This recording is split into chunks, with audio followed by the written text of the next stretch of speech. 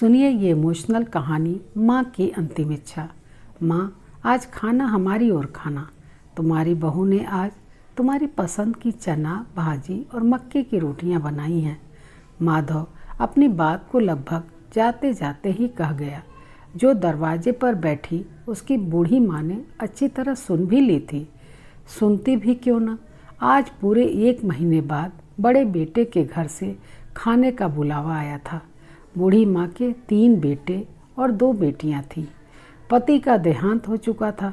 बेटियाँ ब्याह कर जो गईं तो भाई भाभी के घर लौटकर फिर ना पाईं। आती भी किसके घर? भाइयों ने 1-1 महीने माँ का ही बंटवारा कर रखा था। मजाल है कि महीना पूरा होने से पहले दूसरा उसके हाल भी पूछे। कहीं पूछते ही माँ एक नया खर्चा न बता दे। फिर पत्नियों को भनक लगते ही अलग बखेड़े खड़े हो जाते। इससे तो अच्छा हर कोई अपने अपने महीने का पूरा जिम्मा खुद ही उठाए। इधर बूढ़ी माँ अपने जीवन के उन दिनों को याद कर रही थी जब तीनों बेटों को अपनी छोटी सी रसोई में उनकी पसंद की हर चीज़ बनाकर खिलाती और तीनों उंगलियां चाट कर बड़े मज़े से एक दूसरे के साथ खाते और खिलखिलाते थे। ये नज़ारा देख माँ को जो असीम सुख मिलता वो संसार के हर सुख से न्यारा था। जब भी तीज त्योहार आते घर की रौनक में 4 चांद लग जाता। घर में आने जाने वालों की तो लाइन लगी रहती थी। वो भी तब सुखद ही लगता था। सारा घर चाचा बुआ मौसी मामा की पुकारों से गूंजने लगता। सबके बच्चे यहाँ वहाँ दौड़ते भागते। घर की बेटियाँ चाय नाश्ते खाना पानी के इंतज़ाम में व्यस्त हो जाती। किसी को पूरी नहीं खाना तो रोटियां बन जाती। कोई उबला पानी मांगता तो कोई काली चाय की फरमाइश करता। अपने पति के साथ घर परिवार की एक एक जिम्मेदारी निभाते वो बूढ़ी हो चली थी। पति ने तीनों बेटों के लिए लाइन से 3 मकान बनवाए। चौथा किस लिए बनाते? बड़ा बेटा समझदार था। माँ बाप उसी के साथ रहेंगे। सोचते बेटियां अपने अपने घर चली जाएंगी। हम बुढ़े बुढ़ी 3 में से किसी के बेटे के साथ रह लेंगे। बुढ़ापे में खुद के लिए अलग इंतजाम का ख्याल तब सपने में भी ना आया। आज अपने पति और अपनी मति पर उनको रह रह कर पछतावा होता। 2 वक्त की 2 रोटी के लिए जाने कितने व्यंग बाण वो सहती। मन करता एक छोटे से कोठे में अलग रह लेती। जो मन करता खट्टा मीठा बनाती और सुकून से खाती। कोने में चटाई डालकर ज़मीन पर ही पड़ी रहती। कम से कम कोई एक कोना तो होता जहाँ कोई रोक टोक न होती। जिंदगी की सारी कमाई से जिन बेटों की छत्र छाया बनाया, बेटियाँ उसकी परछाई में भी 2 पल आकर सुस्ता नहीं पाईं।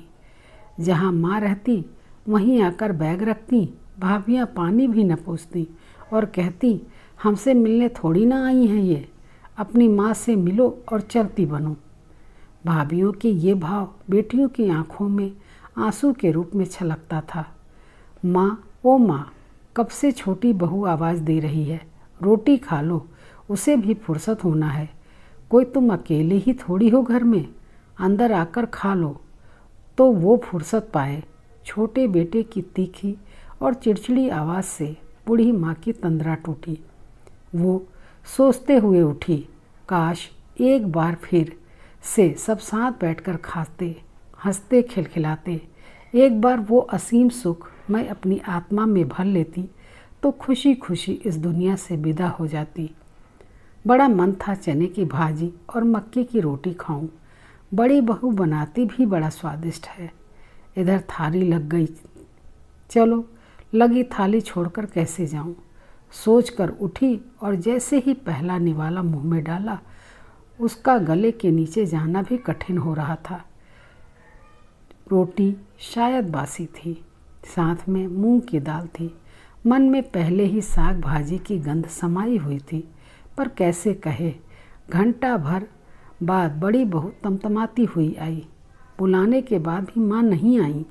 जाने कैसी अकड़ है बुढ़िया को, कहकर हंगामा खड़ा कर दिया।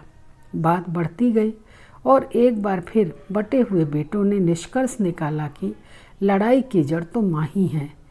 ये जब तक जिंदा रहेंगी घर में शांति नहीं आएगी।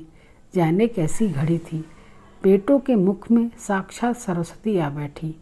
जैसे ही मुंह का निवाला माँ के गले से नाक के रास्ते जा फंसा, वो छटपटाने लगी। सब दौड़े, माँ को उठाया, पलंग पर लेटाया। माँ की जान निकलने जैसी हालत हो गई थी। अस्पताल की दौड़ भाग भी हुई और आखिरकार बूढ़ी माँ की तकलीफ ईश्वर से भी न देखी गई। वो शांत हो गई। माँ शांत हो गई की खबर फ़ोन पर बड़ी तेज़ी से फैल गई। बेटियाँ रोती बिलखती हुई आईं और एक एक कर आए बूढ़े होते बुआ, चाचा, मामा, मौसी, फूफा और साथ में आए उनके नाती नातिन। सालों बाद एक बार फिर सारा घर भर गया था। बहू बेटियां खाने के इंतजाम में जुटी थी।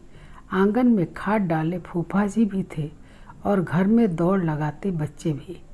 बूढ़ी माँ की पसंद की हर चीज़ बहुओं ने बनाई थी। सबने साथ फिर एक बार रसोई बनाई और खाई थी।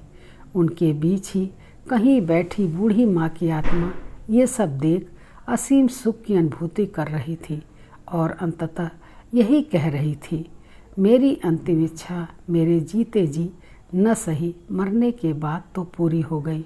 दोस्तों, क्या आपको नहीं लगता आज हम स्वार्थ में इतने अंधे हो चुके हैं कि हमें माता पिता भाई बहन जैसे रिश्तों का भी मूल्य नहीं समझ में आता। कहानी कैसी लगी कमेंट करके ज़रूर बताइएगा तथा मेरे इस चैनल को लाइक और सब्सक्राइब करके मेरा प्रोत्साहन कीजिए। मिलती हूँ ऐसी ही एक नई और अनोखी कहानी के साथ। धन्यवाद।